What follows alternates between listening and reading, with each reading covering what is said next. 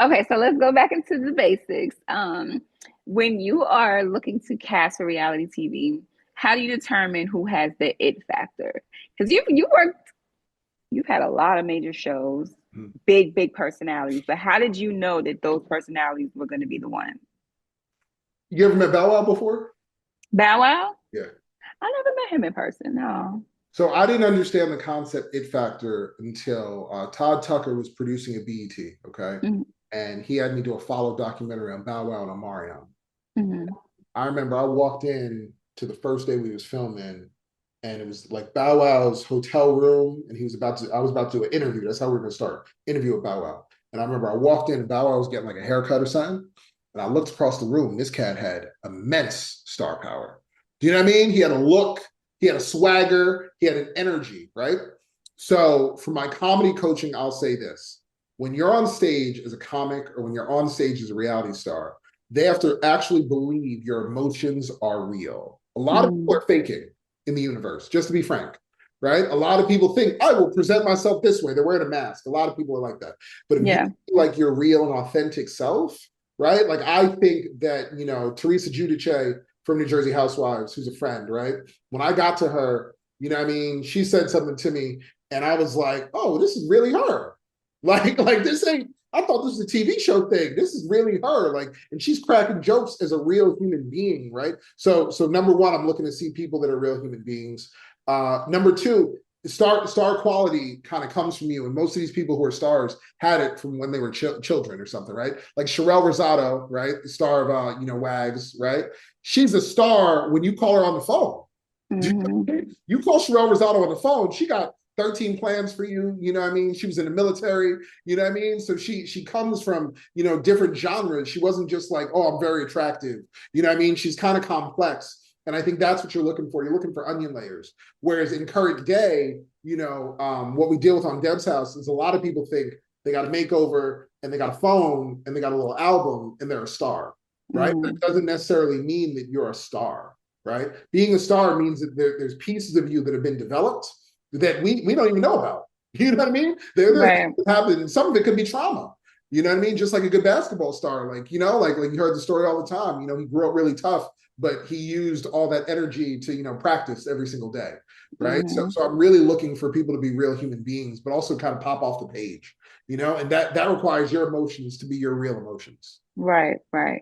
So speaking of Wags to Riches, in in this first season, we saw a fight between Jules and how do you Kania, Kania? Kania, Kania. Kania. Okay. Sparked a major debate. It was about but how do you handle those moments as a producer? They were calling her culture vulture, and then just all of a sudden they start fighting at the table. Like, how do you handle those moments?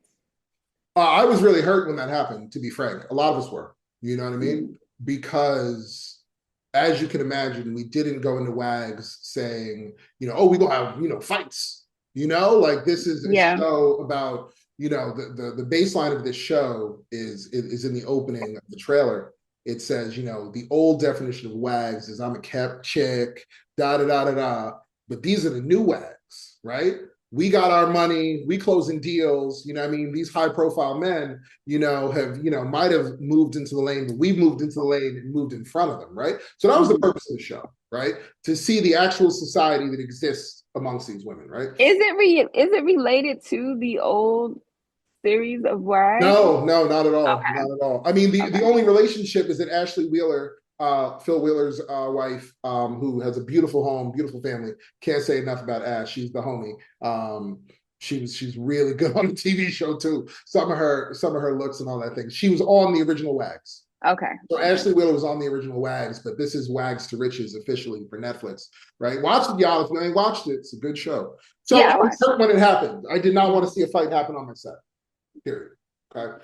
Um, I think that one of the most intelligent things that we did as a show is this really comes from our partners over at Netflix is they really wanted to see a conversation that's really happening inside of Miami. Okay. Mm-hmm. I will tell you that Miami is a place that I've been to a million times. We've all been there. We think it's just the beach and so and so.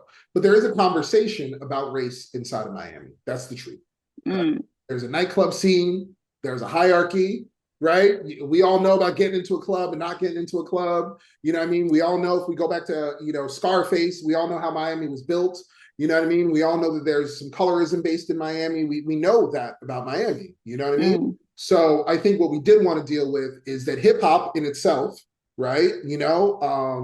Has everyone around it now. You know what I mean? It used to be Yeah. form that it was like, oh yeah, we all from the streets and we all hanging out. But now we got, we was just shooting up at Hot 97 and a hip hop DJ is white. You know what I mean? Shout out to Drewski, right? Mm-hmm. So there's a lot of worlds in which we wanted to dabble within. And, I did a sneaker pilot once and somebody was like, oh, those sneaker people who don't like Jordans for real are culture vultures. And I think it's important to just bring that stuff out to light, right? That you do have people in the club with, the hardest of dudes that might not have grown up in the same way, right? Mm-hmm. And, I didn't like the way that it went down because it did split Twitter. Do you know what I mean? Yeah. Because I was watching it and I was like, I don't know if I could hold restraint if somebody, did that. Right. That's tough. Right. That's tough. You know what I mean? And then, and we cover both sides of the story in the show. You know what I mean? Mm-hmm. For the Black women of the show, how they felt with that going on in the Black establishment. Portia, one of our cast members, says it extremely well. You know what I mean? That even if you felt justified, even if that's different. That's different, right? Being wealthy and being Black, you can't have any mistakes. And that's, as I walked into the program, that was one of the things that I wanted to put out there. Mm-hmm. Being rich and Black is different than being rich and non-Black, period. Right. I'm not even going to delineate anything else. Like being rich and Black and wealthy and Black and being in the spotlight and everything this country has been through, everything that, my fraternity stands for and everything like that, we have more weight on us. That's it. That's it. Mm-hmm. Because you got a lot of rooms that Black folk would walk into and we are still judged. You can see it in the media right now. This is live right now. We got a president right now who is saying, I will not give money to any advancement. I went to school on a Martin Luther King scholarship. He would have taken away my scholarship. I had a trustee scholarship because I went to school on a full ride because I had high SAT scores, because I'm Black. You know what I'm saying? And someone's saying, take that away now. So I think that, I tell my kids, Martin Luther King was killed 10 years before I was born, right? Mm. It's not in black and white in my life, Right. So this is real stuff. So I think, I'm upset that it turned into a fight. I do like that we covered both sides of the story on the show, I've been seeing a lot of or a few exclusive clips now that are coming out. Are those what was it about those scenes that you guys decided that you want to release them, but they weren't actually incorporated into the show? So I think, listen, it is one of the biggest things of making a TV show, right? We don't what's the show where they just let it run the whole time? I think Big Brother you can watch 24 hours a day if you want to, right? Like you can tap in the Big Brother covers, right? The truth about television is Mike Donovan, who's God bless his soul, he passed away, he's one of my professors, is he in the front of a TV class, he would say, hey guys, what's the TV news for? Okay. Mm-hmm. And we would go, oh, to give you the weather, oh, to give you sports, oh, to give you politics. And the real purpose of the TV news and most things on TV is to entertain you, right? And to bring in audiences and to, inevitably make money, right? That's the point, right? Right? We aren't playing just long format scenes, right? We got to cut it down, right? So some of those scenes are amazing scenes, but the truth is that, we have a running time, right? And you don't want, one episode of W.A.G.s to be 3 hours and you be sitting there lost, right? And the way that I really explain it to people is if you look at your favorite movies, for example, right? Titanic was 3 hours for a reason, right? Because, but whereas, Big Mama's House is not 3 hours for a reason. Do you know what I mean? So you have to look at the difference of like how we watch things that we really, really love. I'm a big New Jack City fan. You know what I mean? That's not a 7-hour movie. Even in that film, even in Goodfellas, some of my favorite directors, they did not use every single scene, right? So some scenes just don't make it, right? But then we're in a different age, we're in a completely different universe where some of those scenes can go viral. They can, be in the universe and help tell the additional story, which is, I think, much different than where we used to be. We live in a streaming world now, Who knew what streaming was 10 years ago? People can turn off at any minute. This is different. When I ran Black Ink, people watched Love and Hip Hop, then watched us. right? And Yep. that on your TV screen, you was like, boop, boop, boop, boop, boop, you know? So I think that's what makes it the biggest difference, right? That we want to keep people's attention the whole entire time, especially on a show as big and, as energetic as WAGs. Do you like how television has evolved to streaming, or are you favorable to traditional? You're gonna watch this at 8 o'clock and this at 8:30, and you have to sit there and watch this. Man, I'll tell you, the industry wishes that we were still watching TV at 8 o'clock, because I think all of us are trying to figure out how to get your attention. You know Mm-hmm. what I mean? And that's that. Do I mind it? I like it. I like streaming. Okay, my kids are 9 and 6. So they will watch things very differently. Like watching children watch TV is very different. I had a Yeah. friend, son walked up to the TV screen and tried to swipe it when he did it. That's where we are now. Yeah. Business, I think, we all miss being able to program for a specific group at a specific time. I think we miss that. The Cosby Show I reference a lot. You know what I mean, and how big that show was for us. Going home Mm-hmm. Thursday 8 o'clock. Thursday night, 8 o'clock, and then a I was different world. community, if you think Yeah. about it. You know what I Mm-hmm. mean? Like when I picked a college, I wanted a college that had dorms that looked like Hillman. Same. You know what I mean? Same. I Mm-hmm. became Greek because I saw Greeks on different worlds. Do you know what I mean? Yeah. So that was, and you talked about it the next day. Like I remember when Fresh Prince of Bel Air dropped, right? The girl in front of me in my seventh grade class, we turned around, she was like, "Did you watch it?" Yep. And we was all like, and it kind of for us, it also crossed the color line. I think Mm-hmm. black folks to be able to launch television that kind of went out global and wide, it really did, it really did a lot for a lot of us, you know what I mean? Some of the best impressions of black folk were seen in some of that programming, Mm-hmm. so I do miss that. And I think, the industry is trying to figure out how to get people to watch at 8 o'clock, like the Tyson fight, for example. Right. I mean, Right. on Netflix, you know what I mean? Like we all watch that. Mm-hmm. Do you think that you will, or have you made your way into scripted television, or are you solely going to stay in the reality TV or docuseries space? I think anyone who says they're solely staying in one genre is incorrect, right? I think the Mm-hmm. genres are starting to merge. That's the period, right? I really think the genres are going to merge. And I gave you stories about Arsenio Hall and Eddie. So when I started my shingle, I actually brought on a writer who I'm really good friends with for many, many years, to do my first scripted project. So that's in development right now, right? So, And I mean, the number one thing is that the opportunities in scripted are, separate from the opportunities in reality, right? And what we do in reality at my organization is make sure that the reality keeps moving forward, right? But absolutely, man, like because everything's going to start to cross, right? Because don't mm-hmm. watch Netflix unscripted and Netflix scripted. It's not two separate boxes on your TV, right? You don't watch, Right. all black. You don't watch all black scripted, and it's Deb's house is right next to another scripted all black piece. Do you know what I mean? They're right next to each other. So that's how people are going to be watching TV. So, Yeah. and the know-how to direct and produce people, I think reality's harder, if you want to know the truth. I think it's Mm. harder. Yeah, I think in scripted, at least you have everyone showing up to do the same thing. Hey, we're doing a comedy today. Yeah, Right. I'm gonna Right. tell me it's gonna be a comedy, right? But in reality, you are still a documentary filmmaker, right? I'm still a documentary filmmaker, but I have to now look for, oh, this is going to be funny, right? And Mm. and you have to be able to. I was talking with my directors on the phone a little earlier. You have to be able to respond on the fly. You have to Right. look at something Right. and be like, oh, this is a sad situation, right? You were telling me stories earlier about your life that I wouldn't have thought those stories would have happened. And some of the best reality TV producers are able to look at it and go, wait a minute, this scene ain't what we thought it would be, you know? Right. So Um, how do you handle those moments where you think that you guys are coming together to produce a scene that you it's reality, so it's not something that you know that everyone's going to say word for word, but you do have a beat that you're trying to get to.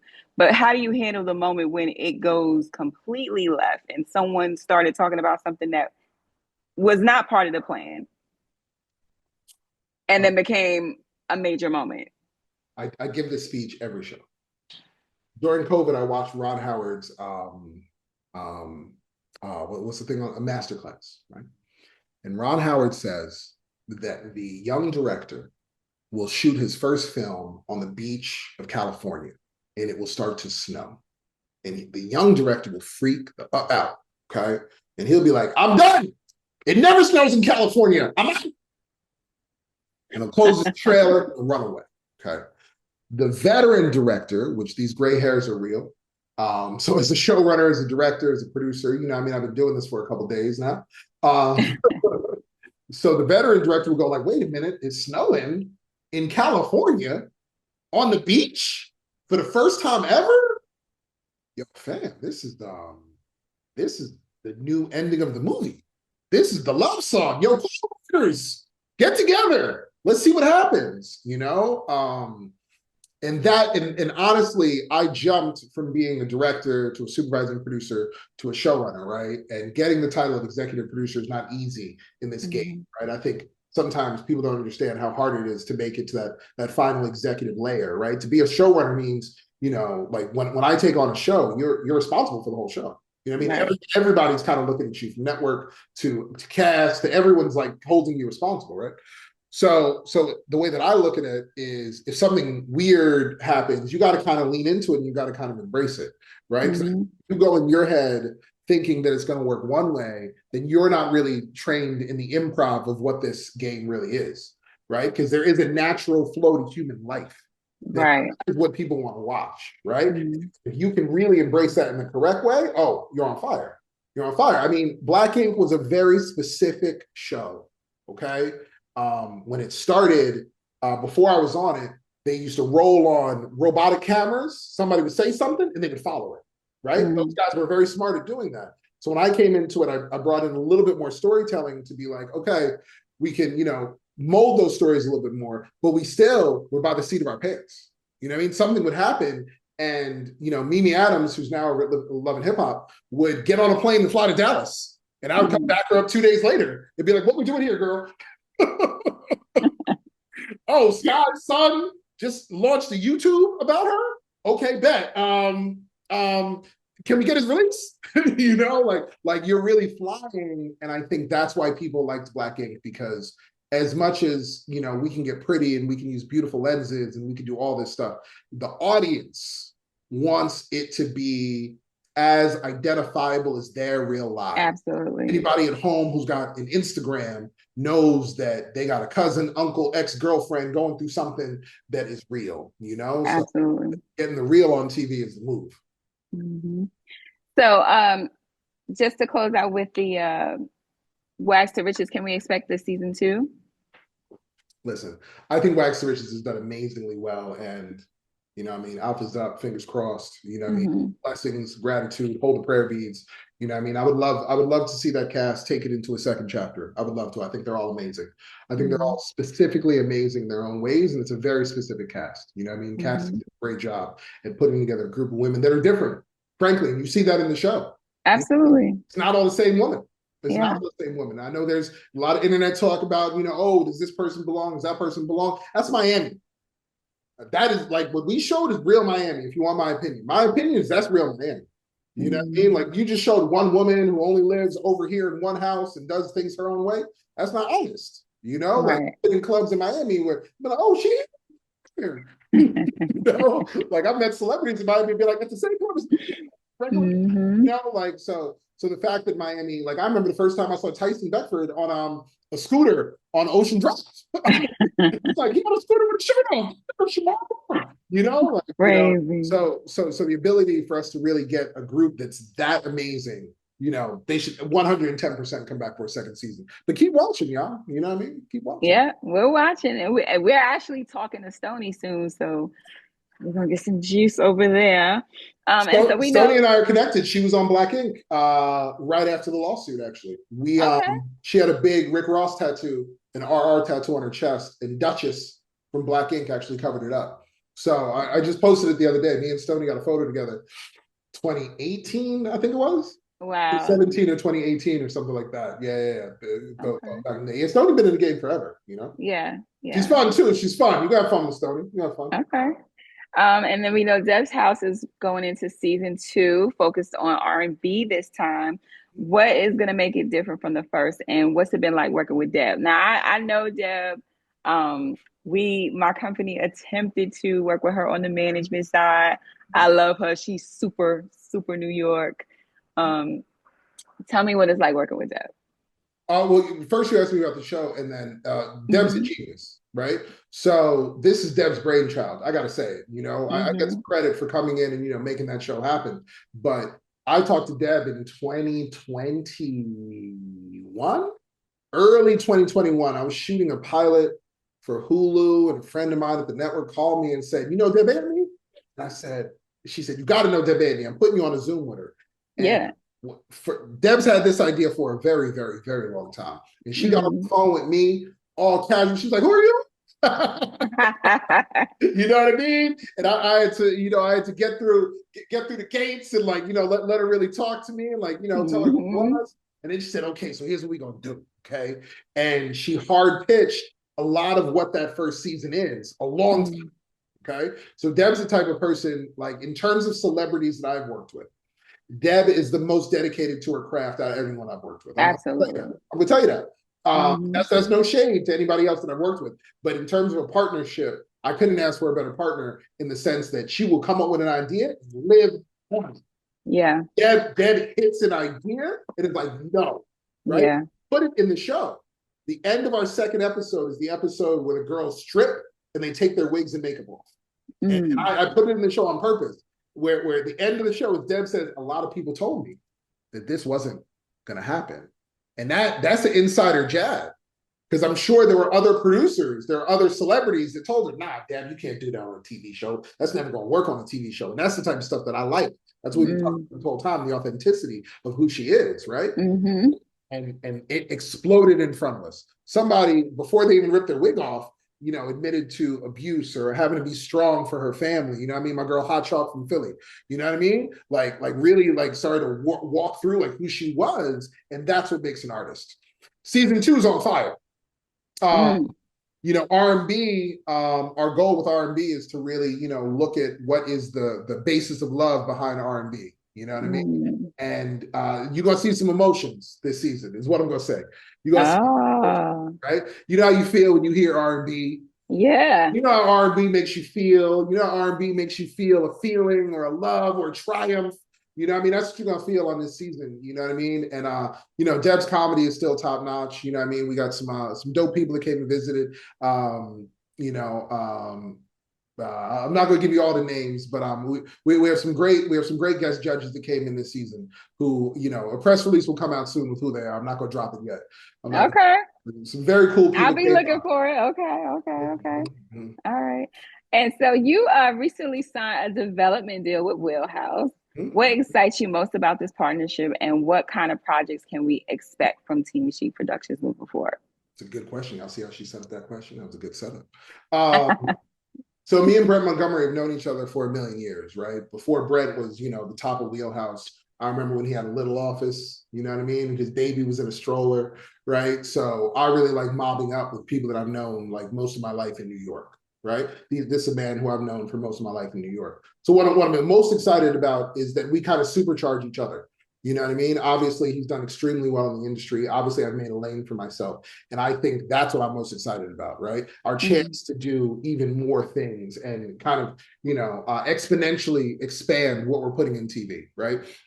We did Blood, Sweat, and Heels together. I don't know if people realize that, right? Oh, That wow. was that was me and Brent at his first company, Left Field that turned into ITV, and now Brent, started a new organization called Wheelhouse, right? So from Blood, Sweat, and Heels with Melissa Ford to what we're doing with Sherelle and Ashley and Stoney over at Wax to Riches, right? Like we've really been able to tap in to a world, so now by us teaming up together, we can expand that, and blow it up and go even huger, right? So I think, across the networks, you're going to see a real imprint from us, and the kind of the signature of what we do of getting inside the story. I think that's the biggest thing that we're going to be doing. Where Mm. but I think, why am I excited? Man, I like what I do still. I'll be frank with you. I'll be frank because growing up watching Arsenio Hall and Eddie Murphy, I'm honored to just even talk to you and jam out with you and be like, hey man, how you doing your career? I still think I'm a regular dogs. You know what I mean? I'm a regular. You know, like it was like, oh man, this is the showrunner, that's the EP. I got two kids that, I gotta wipe their butts, bro. Like so I'm just me. So the fact that we get to, my fraternity brother hit me and he was like, yo, you got a show on Netflix? And I was like, yeah. And you forget that, you know what I mean? Yeah. We're working all the time, you know? Yeah. And when I started my company, they said, well, what do you want to do? What do you want to produce? I said, things that my mama can watch. You know what I mean? My mom called Mm-hmm. me when she watched WAG. She was like, baby, this is good. You know? You know it's good when mom's calls. Exactly. My father Yes. called and he said, oh, you got 5 seasons. He said, you got 5 seasons. My dad is my biggest fan, man. Pops is my biggest fan, man. Mr. That Daniel is don't play with me. amazing. He be Oh, holding me down, man. wow, wow. All right. So lastly, you've worked with some of the biggest reality TV franchises. Where do you see the future of unscripted television going, and what do you hope your legacy will be in the industry? Where it's going is very easy. I think it's going to get bigger, right? I think reality TV is just going to grow and become even more authentic. Like if you look at the shows that are happening now, it's like, we're jumping out of a plane and we're becoming Navy SEALs, right? Yeah. Or Mr. Beast has people falling through the floor. Like I think it's just going to get realer and realer because what we're doing right now on a Zoom could be considered reality TV, right? Us having this conversation digitally, and you have kids that are growing up and they're very comfortable with sharing themselves. You know what I mean? The amount of 10-year-olds, 13-year-olds that grew up, dancing on TikTok are Yeah. now they're dancers. You get what I mean? Mm-hmm. So Mm-hmm. I think it's expanding, and I think the stakes will expand. You know what I mean? My legacy, I want people to talk about me the way they talked about Arsenio and Eddie and Quincy Jones, and those sorts of people. And surprisingly, that I'm not just talking about the content that they made, I'm talking about how they ran their business, right? Yeah. I think, if you go to my webpage, it's a lot about getting the next generation of producers, the next generation of DPs and professionals up to the next stage, right? Like we have an organization called Launchpad that I'm on the board of, and it's to help people have dream jobs, period. Mm-hmm. Because I was an intern, okay? Like this, I didn't jump into the game and get a job. You know what I mean? I worked at places where cool dudes showed me, hey man, hold a tripod like this, and hey, do this. People showed me how to do this. I had a skill, I had a talent. I'm a smart dude, but Right. somebody said, hey, hold a tripod like this. You got to learn that. So that's what I want my legacy to be. I want people next to me, around me, to all upgrade, right? Like Mm-hmm. Damon Dash said it. You know what I mean? If there's only one boss, you ain't a bunch of bosses. Right. If we all bosses, let's go. Let's Right. go. You can't have a whole bunch of people struggling around you and not feeling good. You know what I mean? Everyone should be, especially in our community, I mean? Everyone should be upgrading because that's the only way that you're going to get people to the next level. Everything that we dealing with racially in this country right now, I'm very specific about it. I'll get political real quick, okay? We got to own some stuff and we got to help each other out and we got to Mm-hmm. economically, combine and figure out how we creatively can get to this next step because ain't nobody giving us nothing no more. They mad. The Absolutely. entire university is very mad that I have a scholarship to a university that taught me how to do TV and I got a show on Netflix, right? Right. That looks horrible. It doesn't look Mm-hmm. like I'm talented. It's like, oh no, you gave it to him because he's black. That's not the truth, man. I hustled, man. I didn't sleep Right. for days. You have no clue how many days I did not sleep. You know what I mean? So to the brothers and sisters that aren't sleeping, you know what I mean? Like reach out. You know what I mean? Let's combine forces. Everyone's got a good idea. There's a ton of talent out there. That are looking for an outlet. You know what I mean? Music is in a tough place. TV is in a tough place, and we all got to figure out how to keep pushing our narrative forward. You know what I mean? For Like sure. we as a people, you know what I mean? Like we're dealing with a lot now, but you got to think about some of those entertainers, like the Temptations, who dealt with stuff. James Brown, who dealt with Mm-hmm. stuff that is insane. They couldn't even walk through the front door. We can walk through Right. the front door, so let's keep walking. Let's keep walking. You know what I mean? Everybody pushing us to Exactly. the kitchen. Let's keep walking. Exactly. Rasheed, this was such a great conversation. Oh man, thank We you. definitely need to have you back. Thank you so much for interviewing InStyling.com. This interview was brought to you by Plush Beauty, which is on my lips, and it is I was about to available compliment that joint. on Good way. InStyling.com, and the proceeds go to uh, organizations and advocates for AIDS awareness. Rasheed, tell everybody where they can find you and Oh, look shout out. to make it work. Yes, Oh, what's please. up, you man? This is Rasheed J. You know what I mean? Kicking it from the basement where the fat beats kick. You know what I mean? You can find me at teamsheed.com. You know what I mean? At Rasheed J, just a letter, two E's, DJ. At Team Sheed. Follow us on social. You know what I mean? Do the thing. We're going to be bringing you hits all year. Tune in to Netflix right now. You can see Wags to Riches. Tune in to We TV in all black right now. You can see Deb's House season 1. We're bringing you more hits, more bangers, more things, more records, more heat, more energy. Pew, pew, pew, pew, pew. Oh, it's the remix. Thank you so much. So that It's so fun. that concludes. Hit Yes. me if you need me.